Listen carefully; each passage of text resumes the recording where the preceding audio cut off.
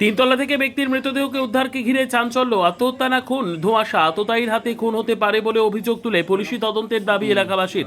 জানা যায়, মালদা শহরের বাসুল্লিতলা এলাকায় শনিবার সন্ধ্যের প্রচণ্ড দুর্গন্ধের কারণে সন্দেহ হয়। তারপর খবরাখবর হতেই খোঁজাখুঁজির পর তিনতলায় নিজের বাড়িতে অরুণ হালদারের পচাগলা মৃতদেহ ফাঁসিতে ঝুলন্ত অবস্থায় দেখতে পায়। পরে পুলিশকে খবর দেওয়া হলে ইংরেজবাজার থানার পুলিশ ঘটনাস্থলে এসে দেহটিকে উদ্ধার করে ময়নাতদন্তের জন্য মালদা মেডিকেল কলেজ হাসপাতালে পাঠায়। এলাকাবাসীদের অভিযোগ, এই বাড়িতে তারা দুই ভাই থাকতেন। তিনতলায় থাকতেন অরুণ হালদার এবং দোতলা সহ নিচে থাকতেন তার ছোট ভাই অশোক হালদার। বেশ কিছুদিন আগে অশোক হালদার তার দাদা অরুণ হালদারের বাড়িতে সম্পত্তি লিখে নেয় বলে অভিযোগ। অরুণ হালদারের বয়স প্রায় 60 বছর অতিবাহিত। সোনার দোকানের কারিগর ছিলেন তিনি। কাজকর্ম ঠিকমতো করতে পারতেন না, মানসিক অবসাদে ভুগতেন।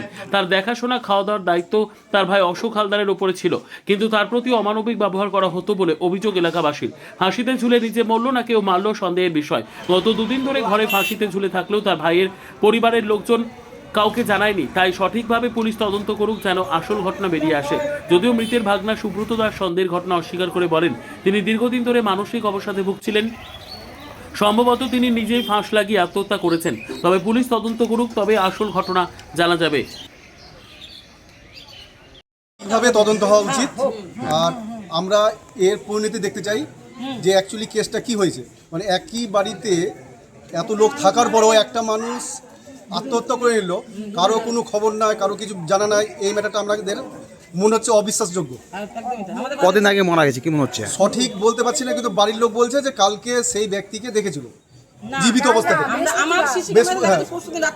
পরশুদিন রাত অবধি উনাকে লাশ দেখা গেছে।